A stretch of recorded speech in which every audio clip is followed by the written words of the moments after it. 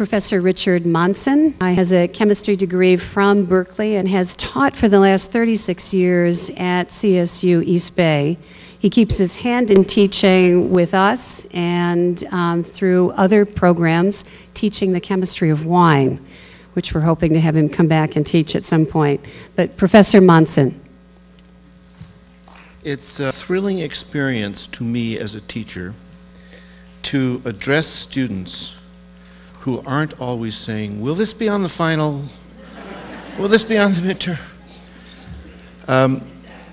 I taught a course similar to this last year for the first time at the Fromm Institute, and a similar institute, many of you may know it, in San Francisco.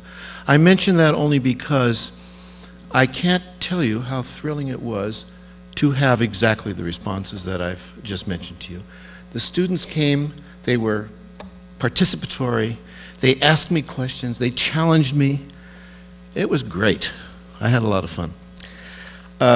This course arises, I will confess, out of our Wednesday martini group, or I could call it our Wednesday evening seminar, and questions come up, and this is a group of friends, and we get together and chat about mostly political things, but every so often someone says kind of blithely, ozone? And they look at me, I'm the resident scientist, and I say, we'll get to that. And after a while, I've realized that I did have to get to it. I had to get to the topics of common scientific interest that intelligent people wonder about, the informed layman.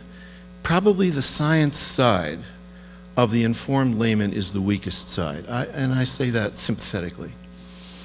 So I began what amounted to a years-long research project on my own, putting together 4 topics that I thought encapsulated the issues of science in modern times and society. Now, I'm a physical scientist, I'm a chemist, so I have skirted one of the big ones, which is bioengineering.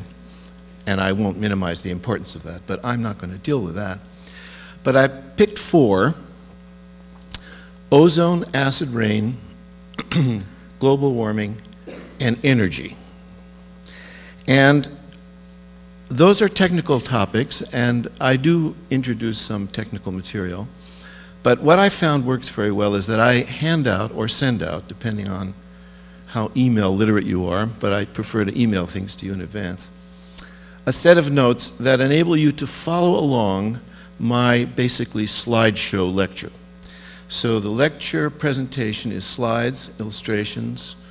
You have in your hands a set of notes, and those two together seem to work very well to give you the basics of these arguments. Now, why do we need the basics of these arguments? Well, perhaps you read in the Chronicle this morning that Stanford is starting a new energy institute. Okay, pause. Perhaps you read during the campaign material that we expect the Obama presidency to be much more sensitive to environmental, global warming, and energy issues. And Obama, through some of his spokespersons, has expressed an interest in biofuels. Pause. What does that mean? Is that a good thing? Does Obama know what he's getting into if he goes in the direction of biofuels? Well, I'm going to try and answer that question for you from the technical point of view.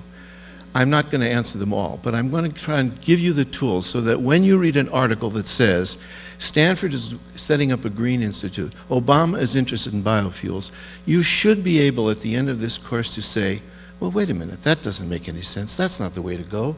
We should be building windmills on Strawberry Hill, not accelerators.